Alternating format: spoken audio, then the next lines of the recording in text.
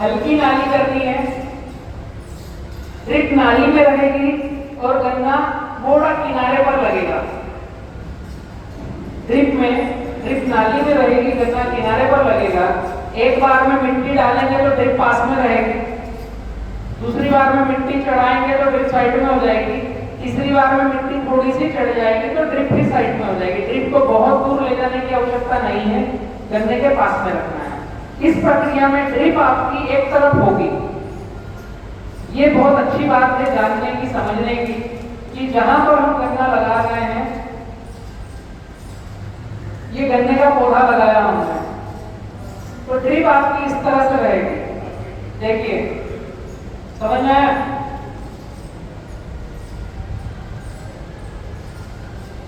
इस लाइन की ड्रिप अगर लेफ्ट में है तो इस लाइन की ड्रिप आपकी राइट में रहेगी।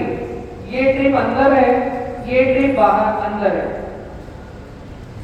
फिर यहां पर कोई ड्रिप नहीं है। इस पौधे की ड्रिप लेफ्ट में है, इस पौधे की ड्रिप राइट में है। यहां अगर पौधा आता है तो इसकी ड्रिप अपोजिट रहेगी। इसका मतलब ये जो जगह है ये ट्रैक आने के लिए है। यहां कोई पानी नहीं देंगे ड्रिप से हम कभी भी। ये ड्रिप इरिगेशन वालों के लिए है कि एक ड्रिप लेफ्ट में आएगी तो एक ड्रिप राइट में आएगी। बाहर की जगह कोई पानी नहीं देंगे हम। शुरुआत में 2 बार मिट्टी यहाँ से चढ़ा देंगे, तीसरी बार आवश्यकता लगी तो केवल यहीं से मिट्टी चढ़ाएंगे, तीसरी बार यहाँ ट्रैक्टर डालेंगे नहीं। एक बार यहाँ जो डेवलपमेंट हो गया, रूट का डिजाइन बनने लग गया, फिर यहाँ पर हम छेड़खानी नहीं करेंगे। इसमें बहुत सारा एडवांटेज है कि जब हम खेत की निदाई खुदाई करेंगे तो ये पट्टे में सारा कचरा डालेंगे। ये जो पट्टा है इसमें सारा कचरा डालेंगे, और ये जो पट्टा है इसमें आप साल में कितनी बार भी ट्रैक्टर निकालो कोई दिक्कत नहीं है। आपके खेत में अगर 100 लाइनें हैं, ड्रिप वालों की बात कर रहा हूं, अगर 100 लाइनें हैं तो 50 लाइनें सूखी रहेगी, 50 लाइनें गीली रहेगी। एक की ड्रिप लेफ्ट में है, एक की ड्रिप राइट में। समझ में आ रहा है? और ये जो गीली वाली जगह है इसमें एक बार जमीन को बराबर करना है, दूसरी बार एक बार मिट्टी लगाना है, उसके बाद ड्रिप छोड़ दी, तीसरी बार इसमें कुछ करने की आवश्यकता नहीं है। जो तीसरी बार मिट्टी लगेगी इधर से ही लगा दो, इसकी मिट्टी इधर से ही लगा दो, जितनी लग सकती है, जितने हमारे मन को संतुष्टि हो।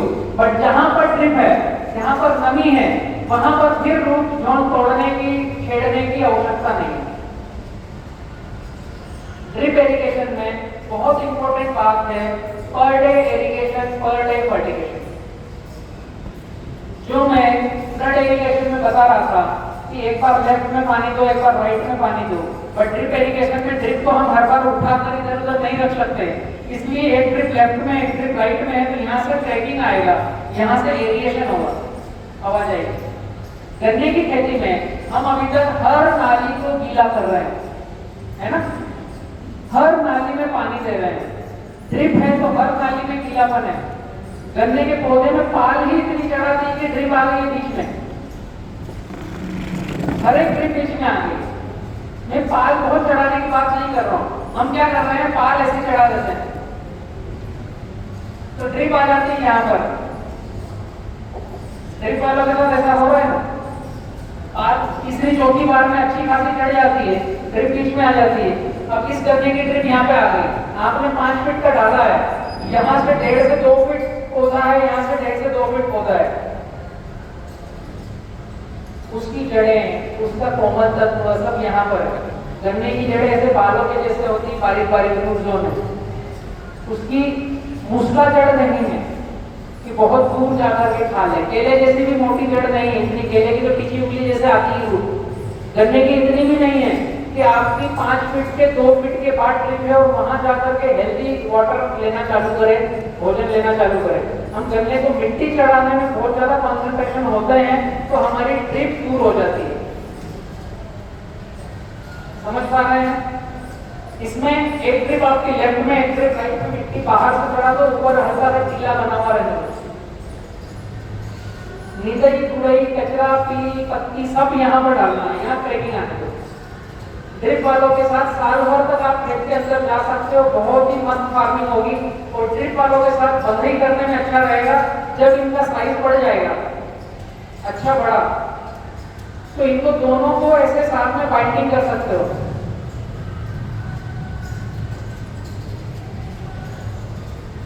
दोनों की ऐसे बाइंडिंग हो सकती है। तो सुतली आती है ना, सुतली जो गल जाए, थोड़े दिनों तक ऐसे बाइंडिंग करके रखे, फिर गल जाए। तो जो 5 फीट है, जब इसकी हाइट बढ़ जाएगी, हाइट पूरी ऊपर चली जाएगी, तो आप इन दोनों को हल्का झुका करके बाइंडिंग कर सकते हो ऊपर से। तो 2 बार होगी, एक इधर से रस्सी जाएगी, एक इधर से रस्सी जाएगी, ये ऐसे करके बाइंडिंग हो जाएगी। तो ये जो 2 लाइनें हैं, ये लाइनें ऐसे टपरी के जैसे ऊपर जाकर मिलेगी और इनके पत्ते ऐसे खुले हुए रहेंगे। गन्ना यहाँ से टेढ़ा है और यहाँ से पत्ते बाहर है। जो ड्रिप इरिगेशन है उसमें ये प्रक्रिया होगी, ताकि गन्ने का एक हिस्सा जो ड्रिप वाला है, यहाँ बीच में आप खेत में कल्टिवेट कर सको, कुछ भी खाद पानी देना हो दे सको। जरूरी नहीं है कि ड्रिप वाला हमेशा ड्रिप में पानी खाद चलाए, तो फ्लड से फेंक करके खाद देना हो तो आप सेंटर में जिस साइड में ड्रिप नहीं है वहां पर जाकर के आप फर्टिलाइजेशन कर सकते हो। ड्रिप इरिगेशन का जो भी शेड्यूल आता है उसमें कोशिश करना है आपको कि per day irrigation, per day fertilization, इसको बोलते हैं माइक्रो फर्टिलाइजेशन, माइक्रो इरिगेशन। फसल कोई सी भी हो, ड्रिप हमने ली है पानी देने के लिए, हेलो, या और कुछ काम के लिए। अभी तक हमें यही ज्ञात है कि ड्रिप हमारे पास है पानी देने के लिए। एक्चुअल में उसका फर्टिलाइजेशन से ज्यादा रिलेशन है। जब हमें किसी ने बताया ड्रिप का गन्ना लगाया हो आप, तो एक गन्ने में मोटा मोटा मैं ड्रिप का खाद का एक जनरल कैलकुलेशन बता रहा हूँ जस्ट दिखाने के लिए, यह माइनस एप्लीकेशन नहीं है। 1 एकड़ में 1 दिन का 1.5 kilo urea, 2 kilo potash, 1 kilo phosphoric acid, ये मैं बता रहा हूँ आपको 4 महीने के बाद, जो मैंने मेरे खेतों में चलाया था। जब मैंने सबसे पहले बड़वानी मध्य प्रदेश में ड्रिप इरिगेशन का गन्ना लगाया था, ये लगाया था मैंने 2005 की बात है शायद, जब मैंने गन्ना ड्रिप इरिगेशन का मेरे खेत में लगाया था इन विधियों पर सोच करके। तो मैं जो 5 से 6 महीने का पौधा हो गया था, जब मैं उसको फर्टिलाइजेशन कर रहा था, 1.5 kilo urea, 2 kilo potash, 1 kilo phosphoric acid 1 एकड़ के लिए ड्रिप से प्रतिदिन का मैं चलाता था। बहुत अच्छा उत्पादन आया, 750 क्विंटल का उत्पादन आया था। बट ये जब पानी जाता है, जब खाद जाना चाहिए। अब यहाँ पर बात आएगी कि हम गो आधारित खेती कर रहे हैं तो खाद क्यों डालें? हाँ, अच्छी बात है, करना चाहिए, तो बोल नहीं रहा है, केवल मुझे ही जा रहा है, जोर से बोलो, हम खाद क्यों डालें? एक्चुअली 1 किलो यूरिया, कैलकुलेटर साथ में रखना, मैं जो बता रहा हूं इसको कैलकुलेट करना। 1 किलो यूरिया 200 लीटर पानी में घोला है आपने, 100 लीटर पानी में 1 किलो यूरिया घोला, 200 लीटर में 2 किलो घोला। 200 लीटर पानी 2 किलो यूरिया, कितना प्रमाण हुआ? 1%। 1% हुआ ना। मैं गो आधारित खेती को गलत नहीं कह रहा हूं और रासायनिक खेती को अच्छा नहीं कह रहा हूं, मैं जस्ट वैज्ञानिक कैलकुलेशन बताना चाह रहा हूं कि आपकी खेती में पीएच नहीं बढ़े और ड्रिप इरिगेशन से भी हम उत्पादन 4 गुना ले सके। मैं जस्ट कैलकुलेशन बताने की चेष्टा कर रहा हूं। 200 लीटर पानी का बैरल, 2 किलो नाइट्रोजन, प्रमाण हुआ 1%। ठीक है, अभी ये घोला, ये जाएगा 1 एकड़ में। 1 एकड़ भूमि है 43,560 स्क्वायर फीट। इस 1 एकड़ में आपने 5 फीट पर ड्रिप डाली है, 1 फीट पर डीपर है, तो डीपर आते हैं 9,000 और ड्रिप का डिस्चार्ज अगर 2 लीटर है तो 1 घंटे में देगा 18,000 लीटर पानी। ये कैलकुलेशन इसलिए मुझे याद है कि मैंने इलेक्ट्रॉनिक और इंजीनियरिंग दोनों कर रखी है। ऑलरेडी मैं ड्रिप लाइन के नक्शे बनाता हूँ, ड्रिप लाइन की डिजाइन करता हूँ और मेरी खुद की ड्रिप की फैक्ट्री है, इसलिए मैं सटीक कैलकुलेशन दे सकता हूँ और मैंने ऑलरेडी ड्रिप को किया है। ठीक है, 1996 से लेकर के 2006 तक मेरा यही काम था, मोटर वाइंडिंग करना, ड्रिप के नक्शे डिजाइन करना, मोटर पंप को देखना, हेड क्या है, कितने बोरवेल का है, कितना चौड़ा पाइप डलेगा, यही मेरे काम के साथ। ठीक है, इसलिए मैं फटाफट आंकड़े दे पा रहा हूँ। तो ये 2750 मीटर ड्रिप, 5 मिनट पे ड्रिप, 1 मिनट पे ड्रिप पर 2 लीटर डिस्चार्ज, 18,000 लीटर ड्रिप पानी गिरेगा 1 घंटे में पर आवर। ठीक है, 2 किलो नाइट्रोजन डाला तो 1% का प्रमाण हुआ। ये ऑलरेडी ऐसा नाइट्रोजन है 200 लीटर में 2 किलो कि अगर आप पी भी लोगे तो आपको पेट में खराब नहीं करेगा, क्योंकि मात्र 1% है, पीना नहीं है। मैं कैलकुलेशन बता रहा हूँ। अब ये 200 लीटर पानी जाएगा आपके 18,000 लीटर में। ड्रिप से जब हम फर्टिलाइजेशन करते हैं तो उसका नियम है कि जितनी देर पानी चलेगा उतनी देर उसके साथ में खाद चलना चाहिए, तो आपकी फसल का उत्पादन 2 गुना आएगा। एक तो जनरल आपने खाद डाला, और एक आप जब ड्रिप से पानी दे रहे हो उसके साथ अगर पानी का बटन दबा और खाद चलते गए। अब आपको 1 एकड़ में यहाँ पर 3 घंटे पानी चलाना है। उदाहरण के लिए 1 एकड़ में 3 घंटे पानी चलाना है। ये 200 लीटर का बैरल जो वेंचुरी है उसका कॉक इतना होना चाहिए कि 90 मिनट में खाली हो। ये ड्रिप से खेती करने के सूत्र है। इस पर मेरा पूरा एक लेक्चर है, बहुत बड़ा लेक्चर है। 1035 नंबर का वीडियो देखोगे किसान पाठशाला का, तो ड्रिप इरिगेशन में कैसे खेती करना चाहिए किसान पाठशाला का मिलेगा। तो कोई से भी खेती हो, बट हम ड्रिप से फार्मिंग कर रहे हैं, तो खेती कैसे करना चाहिए, इरिगेशन कैसे करना चाहिए, फर्टिलाइजेशन कैसे करना चाहिए। अभी यहाँ पर मैंने बोला नाइट्रोजन 1%, 200 लीटर, 3 घंटे पानी चलेगा तो 18 कितना होगा, 18,000 गुणे 3, 51,000। हेलो, 51,000 लीटर पानी। एक बोलो यार, 54,000 लीटर। ठीक है, 3 का तो आपने बढ़ोतरी कर दिया मेरे साथ। 18 2 36, 18 3 54। अभी मेरी गणित ठीक हो गई। 54,000 लीटर पानी, 200 लीटर पानी इस 54,000 लीटर पानी में 90 मिनट में जाएगा। इसको बोलते हैं माइक्रो इरिगेशन, माइक्रो फर्टिलाइजेशन। तो ये जो 1 किलो यूरिया है ये आपकी गो आधारित खेती में पास होता है। कोई भी साइंटिस्ट आ जाए इसको चेक कर ले, कोई इसको रासायनिक केमिकल नहीं बोल पाएगा, क्योंकि जब बूंद बूंद बूंद पानी गिर रहा है और इसमें बहुत ज्यादा माइक्रो फॉर्मेट में मिलन हो रहा है, तो जो वहां खेत के बैक्टीरिया है वो मरेंगे नहीं, वो मरते नहीं, वो इस नाइट्रोजन को खा करके नाइट्रिफिकेशन बैक्टीरिया जो इसको कन्वर्ट करके पौधे को फटाफट खिलाएंगे। यहाँ पर अगर आपका 2 किलो पोटाश है इसके साथ में, तो केएसडी जो आपके खेत में है, पोटेशियम सॉल्युबल बैक्टीरिया जो आपके खेत में है, इस 90 मिनट में 1% प्रमाण के 2 किलो पोटाश को आराम से वो खाएंगे, पचाएंगे और आपके पौधे को खिलाएंगे। ये एकदम सूक्ष्म प्रक्रिया है जिसको आप बहुत ज्यादा मतलब ये बोल नहीं सकते कि हम एकदम रासायनिक कर रहे हैं, सूक्ष्म प्रक्रिया है। हाँ, इसमें आपने इस बैरल में 25 किलो यूरिया डाला, 25 किलो पोटाश डाला और इसको आधे घंटे में चला दिया। बाकी मुझे कल शादी में जाना था इसलिए मैंने आज आधे घंटे में खाद चला दिया। तो आपका रासायनिक खेती चालू हो गया, आपका ऑर्गेनिक रेसिड्यू फ्री खेती कुछ नहीं।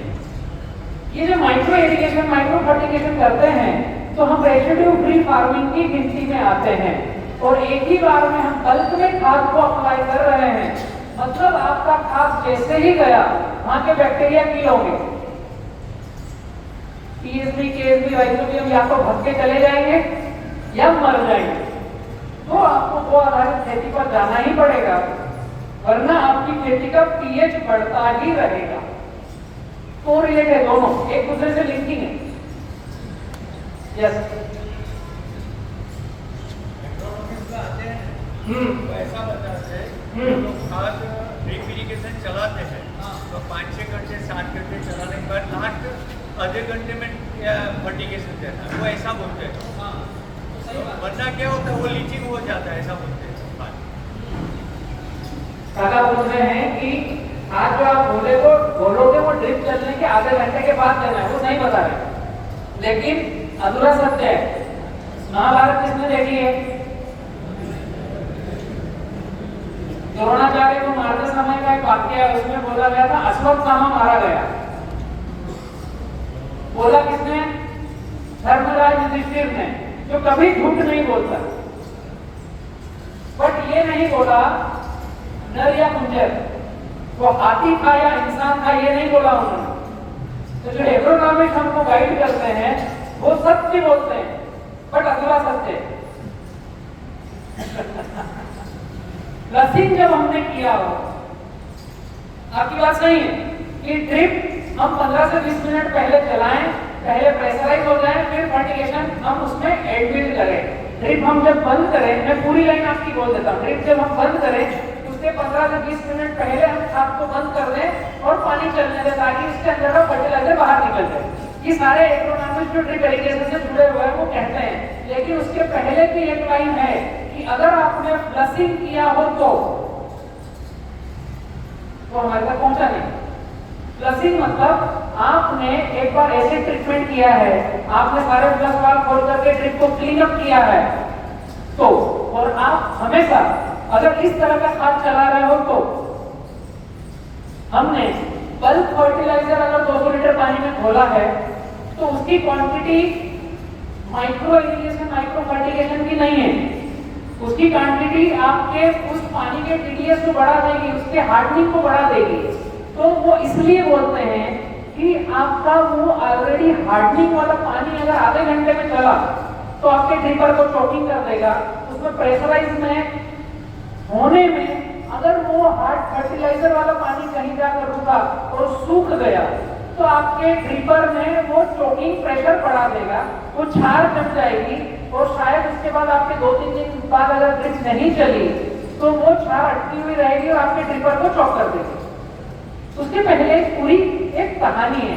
बट मैं बात कर रहा हूँ माइक्रो इरिगेशन, माइक्रो फर्टिगेशन, ये 30 दिन का खाद का शेड्यूल है।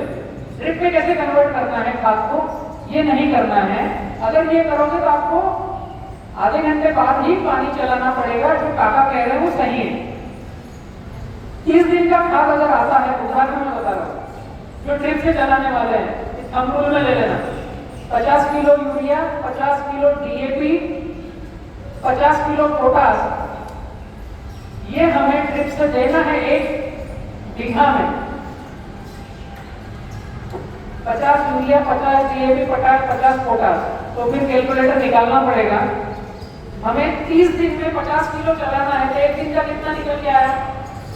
हेलो,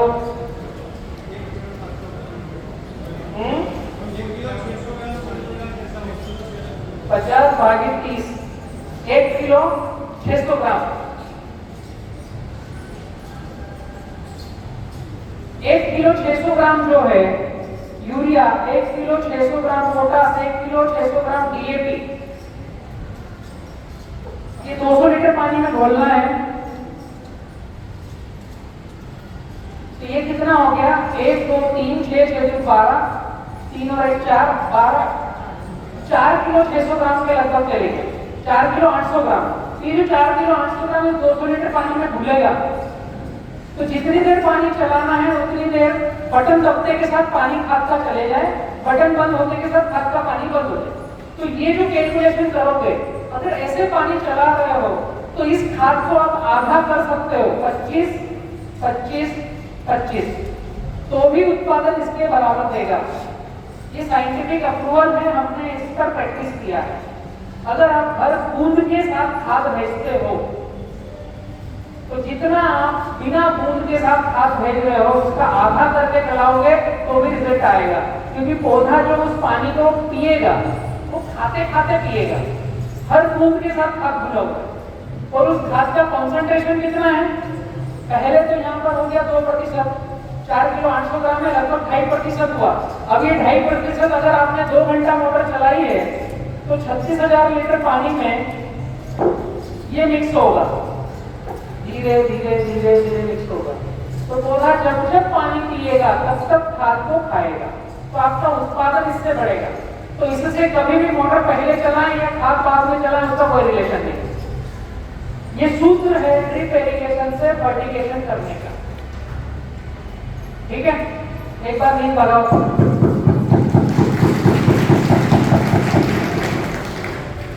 अभी किसी का प्रश्न है ड्रिप इरिगेशन के लिए? फ्लड और ड्रिप दोनों की बात करी है, इसमें स्प्रे और फर्टिलाइजर शेड्यूल बचा है, उस पर मैं अभी तुरंत ध्यान देना चाहूंगा। स्प्रे शेड्यूल कैसे करें और खाद कैसे दें, खाद का प्रबंध क्या किया जाए और कितना दें। स्प्रे शेड्यूल का गन्ने की खेती में बहुत बड़े मायने हैं। स्प्रे कोई करता है गन्ने में यहाँ पर? हेलो,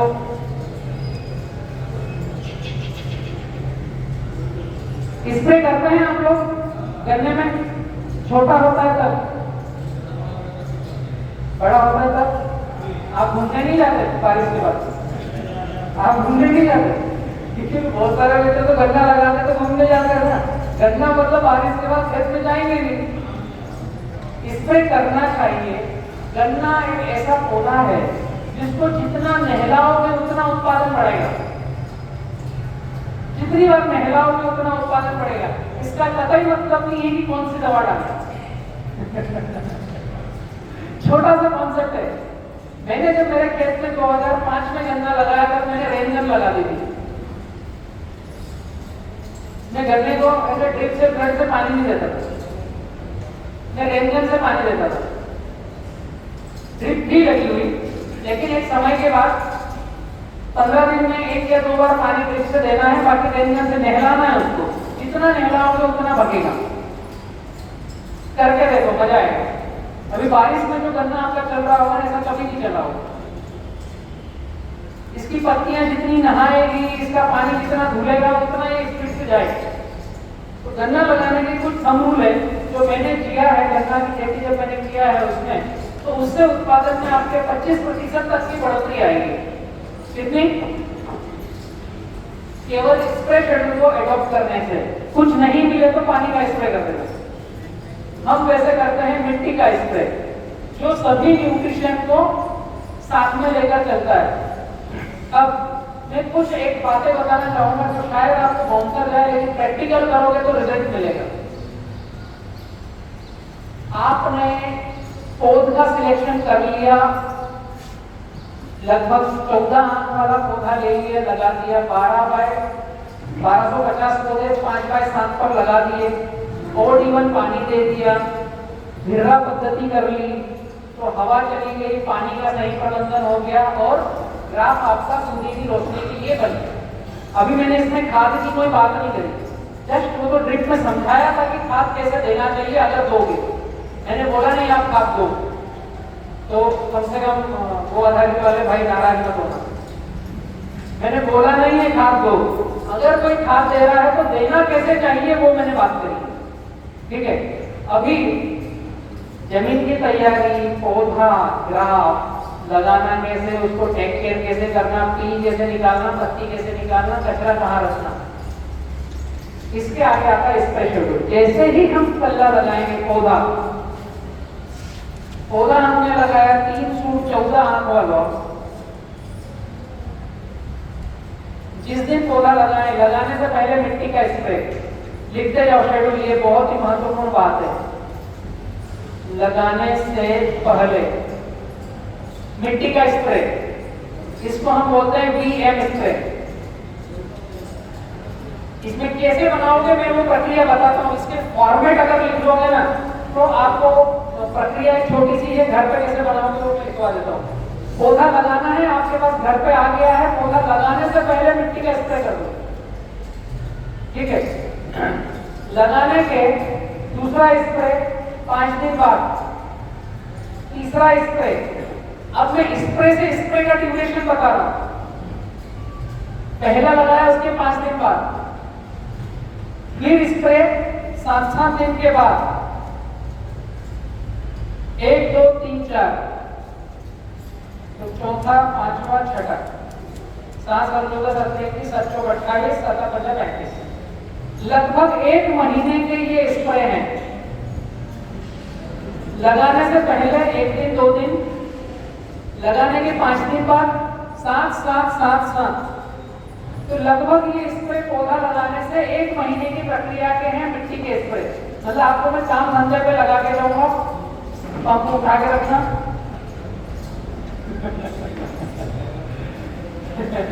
इस प्रक्रिया से अगर ऐसा करते हैं तो कोई खाद डालने की जरूरत नहीं है। यही मिट्टी का स्प्रे आपका फर्टिगेशन हो गया, यही मिट्टी का स्प्रे आपका न्यूट्रिशन हो गया, यही मिट्टी का स्प्रे आपका रस चूसक कीट पतंग मच्छर मक्खी इल्ली भगाने का हो गया, यही मिट्टी का स्प्रे आपका टॉनिक हो गया, यही मिट्टी का स्प्रे आपका फफूंदी नाशक हो गया। कुछ करने की आवश्यकता नहीं। एक ही चीज की गड़बड़ी आएगी, अगर जड़ में कीड़ा लग रहा है, अगर जड़ में कीड़ा लग रहा है तो उसके लिए जड़ में ड्रेंचिंग करना है आपको बीवियरा बेसियाना का, जो व्हाइट ग्रब को भगाएगा, बैक्टीरियल फार्मिंग है। एक आता है काली चक्र, उस बीवियरा बेसियाना से थोड़ा सा ऊपर वाला,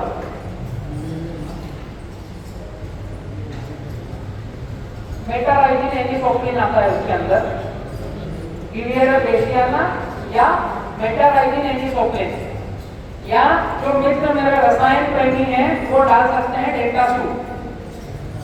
मेरे बोलने से कुछ होगा नहीं, मेटाराइजिन एनिसोप्लिन जिसके माइंड में डेल्टासू है वो वही डालेगा। तो मेटाराइजिन एनिसोप्लिन अच्छी प्रक्रिया है, रसायन नहीं है, बैक्टीरियल फॉर्मेट है। व्हाइट ग्रब के लिए सीधा ड्रेंचिंग करना है। ये स्प्रे है पहले 30 दिन के,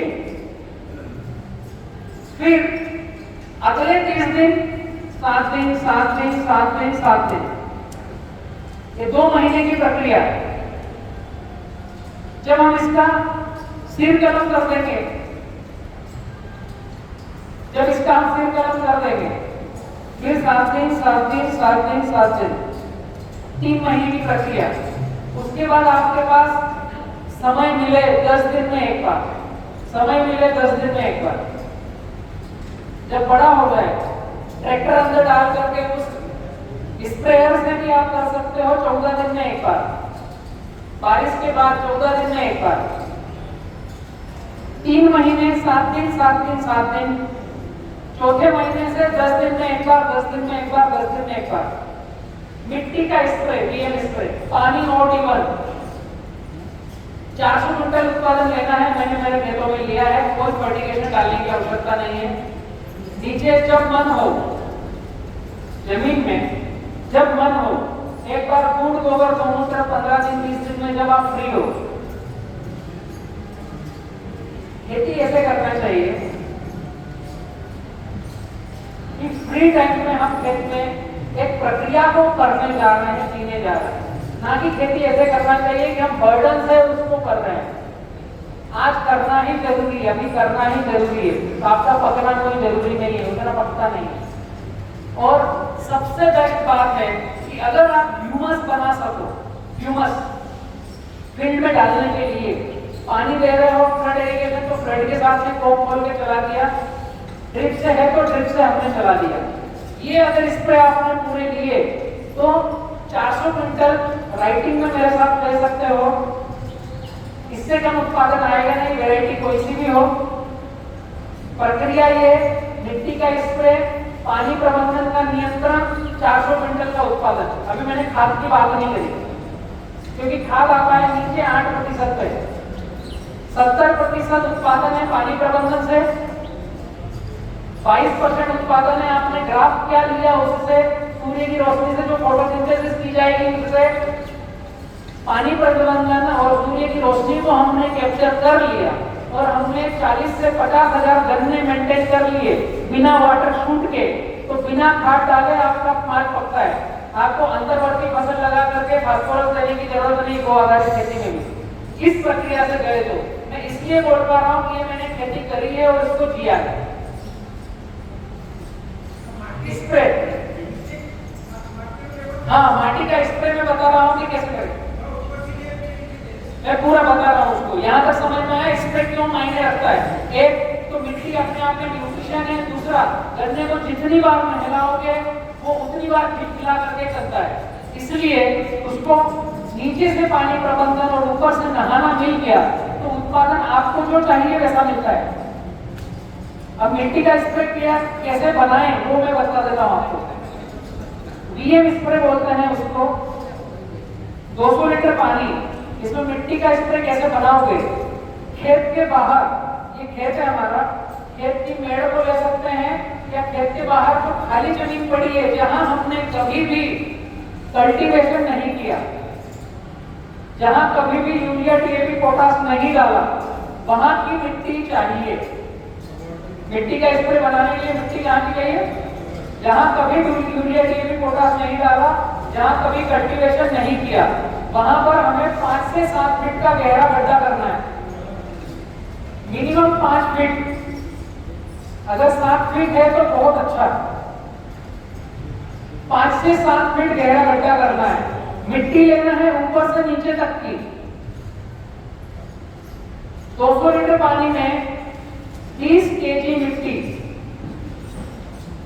200 ग्राम वाइसेनोमीटर,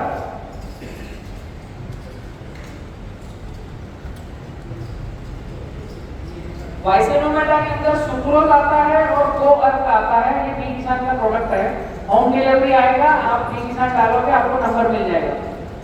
इसके अंदर गो अर्क आता है, गोमूत्र नहीं। वाइसेनोमीटर कैसे बनता है वो मैं बता देता हूं। शक्कर के कई सारे रूप हैं, ग्लूकोज, फ्रुक्टोज, सुक्रोज। वाइसेनोमीटर के अंदर आता है सुक्रोज और देसी गाय का गोमूत्र। आप में से किसी के पास है देसी गाय?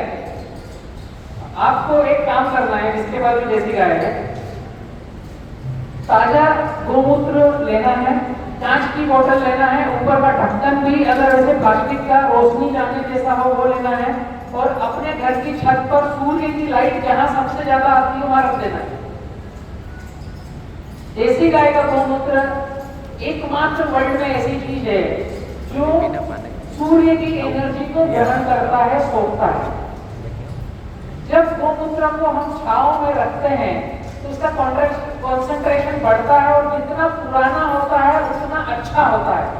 जब गोमूत्र को हम सूर्य की रोशनी में रखते हैं, डेली उसको सूर्य ग्रहण वो करता है, वो थिक होता है और मोटा होता है, शहद के जैसे होता है।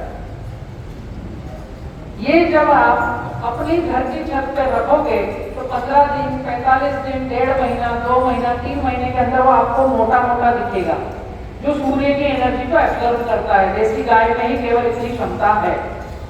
दूसरी गाय का प्रैक्टिकल करो, 2 बोतल में एक जर्सी ऑनेस्टी का लो, एक देसी गाय का लो, तो इसमें थिक होगा, इसमें थिक नहीं होगा। ये आप करके देखो, मैंने किया था तो मुझे ये रिजल्ट मिला। तो ये जो गोमूत्र है जिसमें सूर्य की रोशनी एनर्जी एडॉप्ट हुई है, उसको हम फर्मेंटेशन करते हैं। एक तरफ रहेगा, उसमें आग लगे जाती है, इसकी जो भाप निकलती है वो निकल के रसा बन के दूसरी तरफ जाता है, ऐसी देसी दारू बनती है ना। गुजरात में बहन है, बनाना पता आपको। तो ये जो फर्मेंटेशन होता है, ये फर्मेंटेशन वाला अर्क बनता है, ये इस सुक्रोज के अंदर है।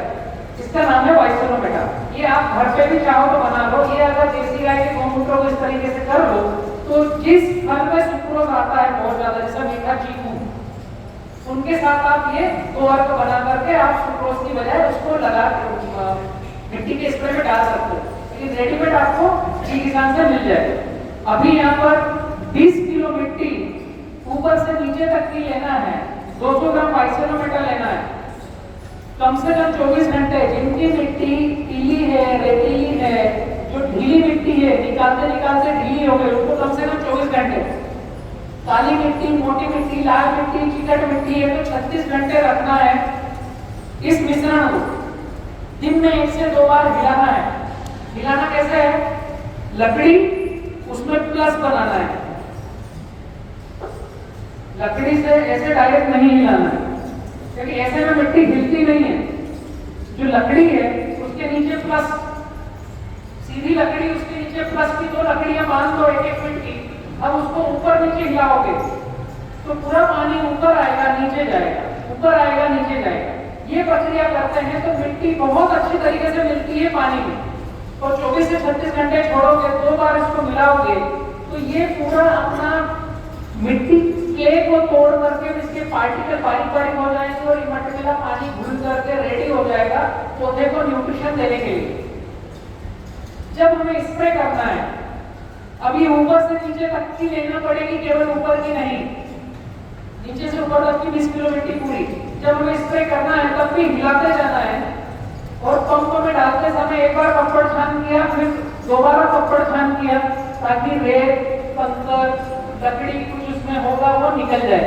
आपकी स्प्रे करने वाली पंप की नोजल पर अटके ना, 2 बार पकड़ छान करना है।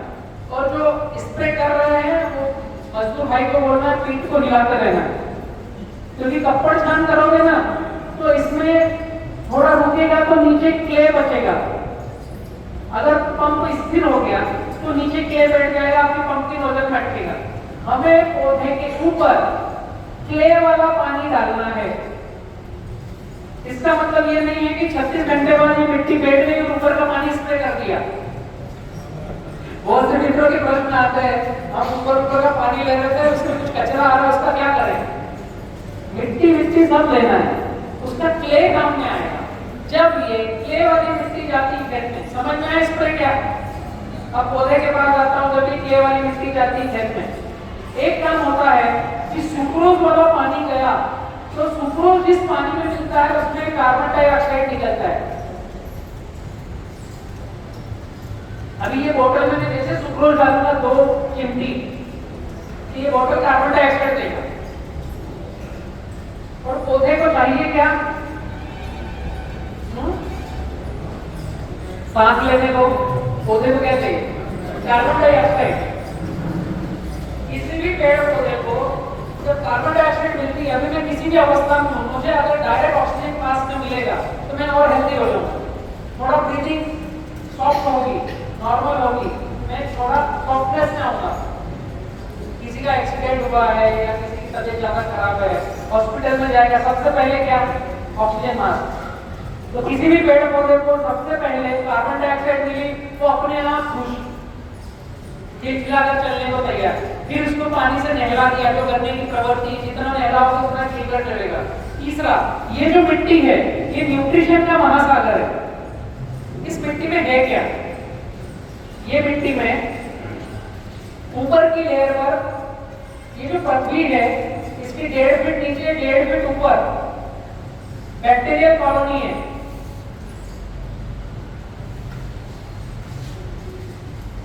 ये जो मिट्टी की लेयर है ना पूरी पृथ्वी की, इसके 1.5 फीट ऊपर और 1.5 फीट नीचे जीवस्य जीवनम बैक्टीरियल कॉलोनी है। हवा में भी है और नीचे मिट्टी में भी है।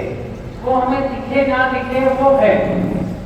उसको अगर अक्टूबर हमें करना हो, समझना हो, तो जो माएँ घर में खाना बनाती थी, दाल ऊपर छीके पर टांगती थी, याद है आपको? दाल नीचे रहेगी तो खराब हो जाएगी। दिन भर अगर हमारे को फ्रिज तो अभी आया ना, पहले जो खाना बनता था दाल वो ऐसे छीके पर टांगते थे। अभी अगर आप कहीं मटन मार्केट में जाओगे तो ऐसे लटका हुआ मिलेगा, नीचे रखा हुआ मिलेगा, ऊपर नीचे 1.5 फीट के दायरे में जो चीजें रहती है उसमें बैक्टीरियल एक्टिविटी से जल्दी फंगस आ जाती है। अगर मीट आपका नीचे रखा हुआ है तो जल्दी सड़न क्रिया में आ जाएगा। दाल आपकी नीचे है घर में तो जल्दी से वो खराब हो जाएगी, तो पूरा दिन नहीं रह पाएगी। तो देसी फ्रिज क्या था? छीके पे टांगते थे, ठंडी जगह में छीके पे टांगते थे। तो दिन भर अगर दोपहर में किसी को खाना खाना हो, किसी को शाम को खाना खाना हो तो वो जल्दी। नीचे पृथ्वी के 1.5 फीट में बैक्टीरियल एक्टिविटी है, जीवस्य जीवनम की। हमारी खटिया 1.5 फीट की क्यों है पता है आप लोगों को? हम 1.5 फीट के पलंग पर क्यों सोते हैं? इस बैक्टीरियल एक्टिविटी की वजह से हर इंसान रात को 2 बजे से लेकर सुबह 6 बजे के बीच में कहीं न कहीं खर्राटे मारता है। पता नहीं रहता है हमको, पड़ोसी को पूछो कि जो साथ में है वो बताएगा क्यों। ये समय ऑक्सीजन कम का है।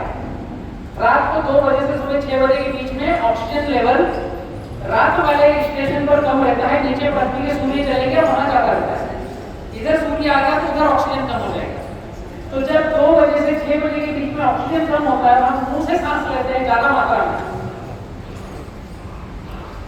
उस समय अगर हम नीचे सोएंगे तो हमारे पेट की आंतों में बैक्टीरिया ज्यादा मात्रा में जाएगा और हम बीमार हो जाएंगे। इसलिए ये प्रक्रिया घटी है कि हम 1.5 फीट की खटिया पर सोते हैं। इसका साइंस है। ऐसे ही हमें पैर लटका करके सोना है इसलिए नहीं है।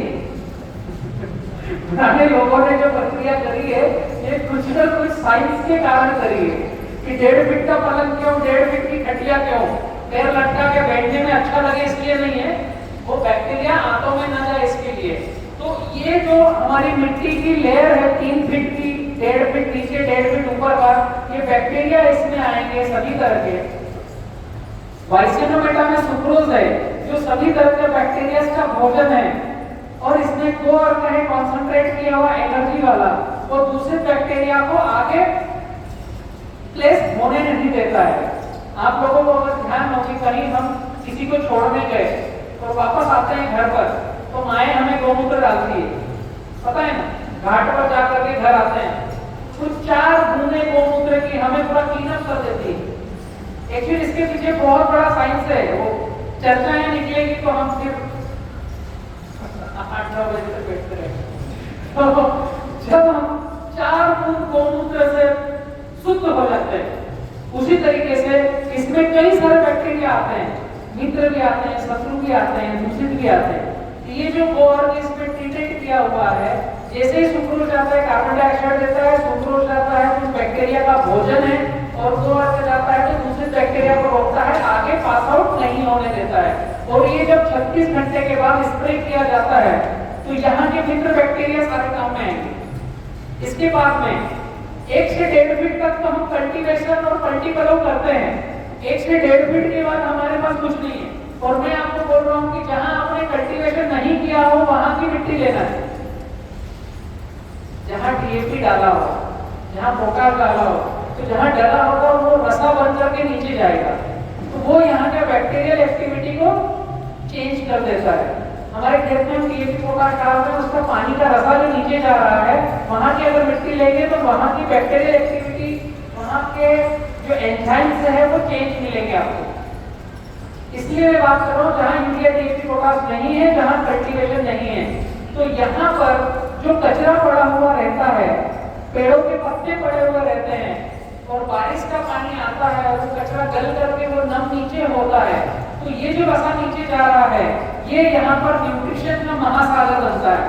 और लगभग 1 मीटर के नीचे जो केचुआ भ्रमण करता है, घूमता फिरता रहता है, जैसे केचुआ मिट्टी खाता है, मिट्टी निकालता है, यहाँ जब खोदोगे तो आपको ऐसी पाइपलाइंस मिलेगी, सुराग मिलेंगे, कहीं ना कहीं दिखेंगे।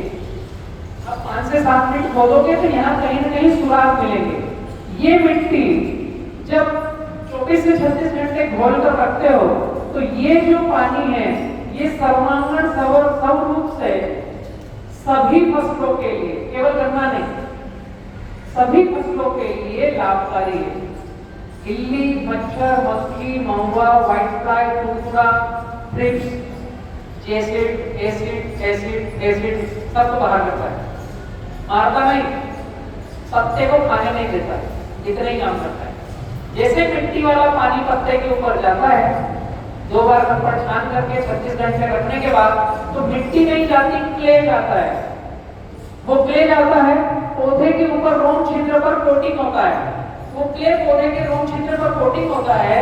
तो जब पत्ता सुबह सूर्य की पहली रोशनी में अपने फोटोसिंथेसिस के रोम छिद्रों को ओपन करता है और एक तरह का हल्का सा केमिकल निकालता है जो प्रकृति में खुशबू फैलाता है, उससे मित्र बैक्टीरिया, कीट बैक्टीरिया उस पत्ते को खाने आते हैं।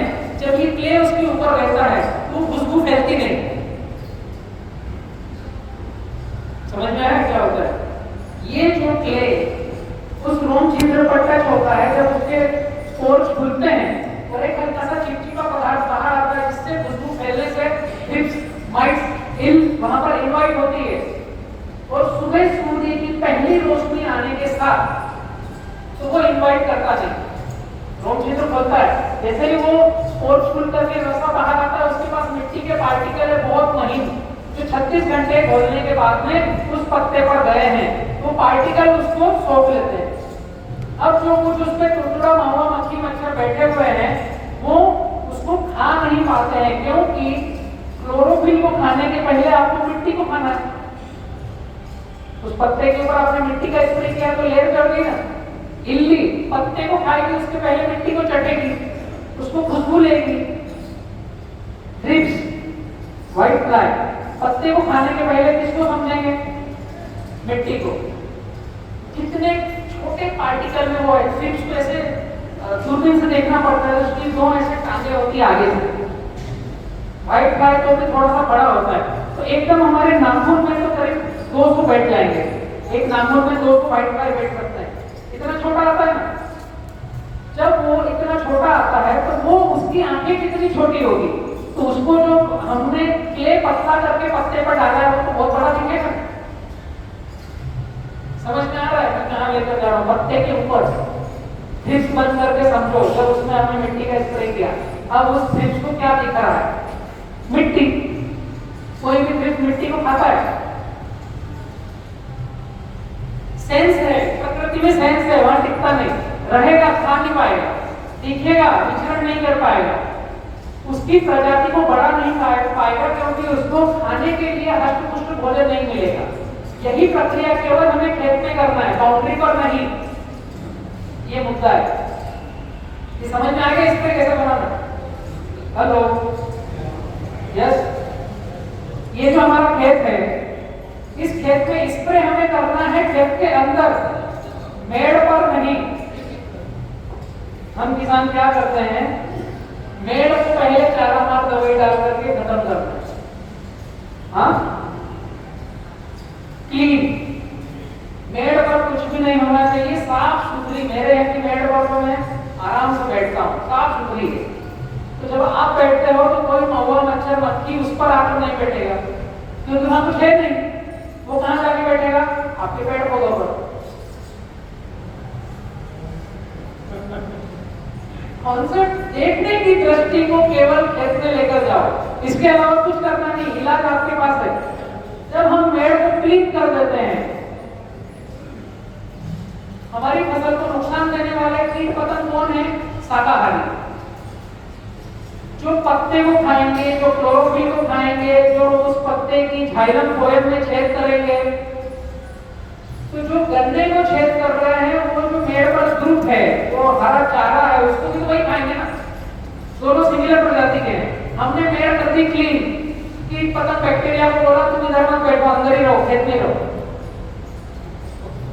तो हमें मेड़ को कभी भी क्लीन नहीं करना है, उसको हरा भरा रहने दो, ताकि हम खेत के अंदर कुछ स्प्रे करें, मिट्टी का स्प्रे करें, पानी का स्प्रे करें, XYZ किसी भी दवाई का स्प्रे करें, तो उन कीट पतंग को उड़ करके बाहर जाकर बैठने की जगह होनी चाहिए।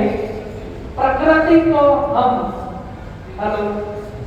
प्रकृति को हम नेस्तो नाबूद नहीं कर सकते, हम ब्रह्मा नहीं है। हमने बहुत महंगी 2000 रुपए कोठी की दवाई ले ली और हमने 1 एकड़ गन्ने में स्प्रे कर दिया, इसका मतलब पूरी ट्रिप्स मार ली, पूरा रस चूसक, महुआ, टुकड़ा, व्हाइट फ्लाई मार दिया, नहीं हो सकता। उसका रेजिस्टेंस बढ़ेगा, जो कमजोर होंगे वो मर जाएंगे, जो हेल्दी होंगे वो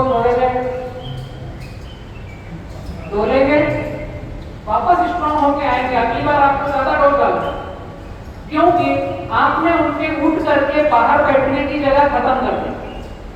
जैसे हम अंदर स्प्रे करते हैं और बाहर मेड़ पर हम जगह रखते हैं, तो वो उठ करके जाएंगे बाहर, मेड़ पर बैठेंगे, वहां खाने को मिलेगा, थोड़े दिन रहेंगे, फिर ऊपर आएंगे, उठ करके फिर आपने स्प्रे कर दिया, फिर बाहर जाकर बैठेंगे, वहां खाएंगे। तो ये प्रक्रिया में उनको समझ में आएगा हमारे जीवन यापन करने की जगह यहाँ है। ये साइंस है, इसी साइंस से काम करती है प्रकृति। तो हमें पेड़ को साफ नहीं करना है, खेत के अंदर स्प्रे करना है। तो आपका आधा इलाज हो गया। आधा इलाज बाइसोनोमेटा करेगा, जो पानी में जाएगा तो कार्बन डाइऑक्साइड देगा, वो पौधे को तरोताजा रखेगा, तो मित्र बैक्टीरिया की गिनती को 50 गुना बढ़ाएगा, जो गो अर्ध गया है दूसरे बैक्टीरिया को बचाएगा, रखेगा। और यहाँ पर जो ये केचुए के एंजाइम वाली मिट्टी है, ये जब 36 घंटे पानी के साथ रहती है और सुक्रोज को ये बैक्टीरिया खा पी करके बड़े होते हैं, तो ये जो पानी है आपके 50 लीटर ह्यूमिक एसिड से ज्यादा काम करता है। हमारे कितने बड़े भी ब्लड डब्बियों के टॉनिक है, उससे ज्यादा काम करता है। ये अप्रूवल है, इसको पेटेंसी मिला हुआ है। भारत सरकार ने जिसने मिट्टी का स्प्रे की इजाद करी, उनको पद्मश्री का अवार्ड दिया है। चिंतला वेंकटा रमा रेड्डी जो हैदराबाद के हैं, इन्होंने पेटेंट लिया है मिट्टी के स्प्रे पर कि भारत में तो तुम मिट्टी का स्प्रे कर लो, भारत के बाहर तो मिट्टी का स्प्रे करेगा तो रेड्डी जी को रॉयल्टी जाएगी। हैदराबाद रहते हैं, मेरे कई सारे वीडियो में उनका इंटरव्यू है। हवा में कहीं कोई चल नहीं रहा है, साइंस की बात हो रही है, साइंटिफिक बात हो रही है, कोई भी एविडा प्रोविड ला करके डालना केवल साइंस नहीं है। हमारे देश का इजाद किया हुआ मिट्टी का स्प्रे भी साइंस है। ओबामा जी ऑलरेडी चिंतला वेंकटा रामारेड्डी के पास आए, उनके वहां पर लेके गए, वहां पर कई सारे मिट्टी के स्प्रे कराए उन्होंने अमेरिका में। मोदी जी ने रेड्डी जी को पद्मश्री का अवार्ड दिया है इस मिट्टी के स्प्रे को। इस मिट्टी के स्प्रे को CBR स्प्रे के नाम से उन्होंने प्रचलित किया है। पूरे भारत में नहीं फैल पाया, हमने कई सारे ट्रायल लिए। हमने जो मिट्टी के स्प्रे में बाइसेनोमीटर डाला तो हमें रिजल्ट और अलग तरीके से मिला। हम इसकी चर्चाएं कर रहे हैं। चावल यहाँ पर कोई कर रहे हैं, चावल की खेती बहुत सारे कर रहे हैं। चावल की खेती का एक रिसर्च पेपर है जिसमें मिट्टी का स्प्रे किया गया है। जिन मित्रों की आंखों की रोशनी कमजोर है, जिन मित्रों को रात में दिखना बंद हो जाता है या बहुत कम दिखता है, वो इस मिट्टी के स्प्रे किए हुए चावल को खाएंगे तो 15 दिन के अंदर आंखों की रोशनी ठीक होती है। ये रिसर्च पेपर में। तो हवा पवन में अंदाज करके दामोदर कोई बात हो नहीं रही है, ठीक है। जब चावल की हम नर्सरी तैयार करते हैं तो नर्सरी में यही मिट्टी का स्प्रे लेना है। चावल लगाने के बाद हर 7-7 दिन में स्प्रे करना है। उसके अलावा चावल में कोई खाद नहीं डालना है। उससे जो चावल पकता है उसमें न्यूट्रिशन वैल्यू अलग तरह की रहती है। यही प्रक्रिया आप गेहूं में भी कर सकते हो, यही प्रक्रिया किसी भी तरह की फसल में कर सकते हो। गेहूं में हमें अलग न्यूट्रिशन वाले गेहूं चाहिए, केमिकल फ्री वाले गेहूं चाहिए, तो मेरे घर में गेहूं ऐसे ही पकाता हूं। आप अपने घर के गेहूं में केवल मिट्टी का स्प्रे करो और उस गेहूं के आटे का न्यूट्रिशन वैल्यू टेस्ट कराओगे तो हमें पता चलेगा कि शिवाजी महाराज 75 किलो का भाला कैसे उठाते। मेरा वजन नहीं 75 किलो, 65 किलो, मतलब मुझे उठा करके घूमते थे वो। एक उदाहरण वाली बात है, आज का जो पालक है उसमें आयरन का प्रतिशत क्या है, और उस समय जो गोबर की खेती से, गायों से जो दरवाजे बने हुए रहते थे वहां जो पालक होता था उसमें आयरन की मात्रा कितनी होती थी। इसलिए गो आधारित खेती सक्सेस है। बट हर कदम हर आदमी चलने में सक्षम हो, इसलिए उसको सिंप्लीफाई करना जरूरी है, वरना हम टफ खेती को कर नहीं पाएंगे। भाला, ढाल, कवच और फिर घोड़े पे बैठ कर दौड़ना और खुद उनका अपने आप का वजन कितना होगा और फिर लड़ाई करना, तलवार अलग। हमसे तो उनका भाला ही ना उठे, तलवार और फट के तो दूर की बात है। तो न्यूट्रिशन वैल्यू वाले फल हम खाना बंद हो गए हैं। मिट्टी का स्प्रे जब चालू करते हैं किसी भी फल पौधे में तो ये जो न्यूट्रिशन की मात्रा है ये सारी की सारी कन्वर्ट होकर यहाँ पर आती है। इससे हमारा शुगर प्रतिशत बढ़ता है। 16% तक हम गए हैं शुगर में। यहाँ साइंस फैक्ट्री ये प्रयोग को चालू करेगी तो अगले सत्र में हम R&D करके कुछ प्लाट सिलेक्ट करो, कुछ किसानों को चिन्हित करो। जो किसान मेरे साथ आना चाहते हो, R&D प्लाट पर आगे बढ़ना चाहते हो, उसमें आपके साथ फैक्ट्री भी सपोर्ट करेगी। उन प्लाटों को चिन्हित करो, वहां पर मिट्टी के स्प्रे कराओ, उनका शुगर टेस्ट कराना, वहां पर ग्राफ ये रखो। उत्पादन और रिकवरी दोनों में फर्क है। हमने अभी जो खेती कर रहे हैं उससे उत्पादन लिया, हो सकता है 500 क्विंटल का उत्पादन हम ले, बट उस 500 क्विंटल में वाटर शक्कर की मात्रा कितनी है, वाटर शूट की मात्रा कितनी है, कच्चा गन्ना कितना है, उसका रिकवरी प्रतिशत कितना है, और यहाँ पर जो 5/7 पर और मिट्टी का स्प्रे करके जो गन्ना पका रहे हैं उसमें रिकवरी प्रतिशत कितना है, मायना वो रखता है। उसमें न्यूट्रिशन वैल्यू कितनी है, मायने वो रखती है। कॉन्सेप्ट समझ में आ रहा है? कोऑपरेटिव शुगर फैक्ट्री मतलब हम सभी की शेयरिंग है। हमें जो 200 गांव में 36,000 एकड़ में खेती हो रही है किसानों के साथ में, 32,000 एकड़ में, वहां से केवल किसानों को 2 पैसा ज्यादा चाहिए ऐसा नहीं है, शुगर फैक्ट्री को भी 2 पैसा ज्यादा चाहिए। और आपको किसी भी तरह के स्प्रे की आवश्यकता नहीं है, केवल बीएम स्प्रे। अनेक सारे वीडियो हैं, अगर यूट्यूब पर जाओगे बीएम स्प्रे डालोगे तो कई सारे वीडियो मिलेंगे, हर फसल पर आपको जानकारी मिलेगी। समझ में आ रहा है जी? 20 किलो मिट्टी हर बार लेनी पड़ेगी, 200 लीटर पानी। एक चीज इसमें करना पड़ेगा, बारिश का टाइम है हमारे पास, तो ये जो मुद्दे वाली बात है कि गड्ढा हर बार खोदेंगे कि नहीं। 20 किलो मिट्टी तो हर बार लेनी पड़ेगी 200 लीटर पानी में। बट एक बार जो आपने गड्ढा बना लिया, ये जो गड्ढा बनाया आपने, इस गड्ढे से हर बार निकाल सकते हो, लेकिन इसको करना क्या है, इसकी पाली बनाना है, इसकी पाली बनाना है, ये मुलायम बनाना है ताकि बारिश का पानी अंदर ना जाए। इसको ढककर रखना है अच्छे से, 3-4 लेयरिंग करके, ताकि यहाँ पर अंधेरा रहे, वरना आपको गड्ढे से रिजल्ट कम मिलेगा, नया गड्ढा खोदना पड़ेगा। ये जो गड्ढा है इसमें अंधेरा रहना चाहिए, बारिश का पानी नहीं जाना चाहिए, ढककर रखो और मुंडेरी रखो, और कोशिश करो कि जब इससे मिट्टी निकाले तो सूर्य अस्त के बाद में मिट्टी निकाले, ताकि रोशनी अंदर न जाए, तो इसके अंदर की बैक्टीरियल एक्टिविटी है वो जिंदा रहे। इतनी आसान प्रक्रिया नहीं है कि दुकान पर जाकर के हम 2000 रुपए लीटर की 250 ml की डब्बी खरीद के ले आए। केवल समझने की आवश्यकता है, सूर्य के अस्त के बाद में इसलिए कि रोशनी जाएगी तो ये बैक्टीरियल एक्टिविटी चेंज हो जाएगी, पानी जाएगा तो बैक्टीरियल एक्टिविटी चेंज हो जाएगी। इसी गड्ढे से हमेशा एक जैसे हमें मिट्टी मिले उसके लिए ढक के रखना है, पानी अंदर जाना नहीं चाहिए। स्प्रे शेड्यूल समझ में आया, गन्ने में कितना मायने रखता है? हेलो, ये स्प्रे हमने अभी कोई सा भी ग्राफ लगाया हो, पेरी से लगाएं, पोल से लगाएं, किसी भी तरह की खेती करें, उसमें ये स्प्रे काम में ले सकते हैं। सॉरी, हाँ कर सकते हैं, प्लास्टिक का यूज कर सकते हैं ढकने के लिए। आजकल हम प्लास्टिक से इतने लेपित हो गए हैं कि बगैर उसके हम एक कदम चल नहीं सकते। इसमें भी प्लास्टिक है, मेरे कपड़े में भी कहीं न कहीं धागा प्लास्टिक का होगा। कोशिश करना है जितना अवॉइड हो सके।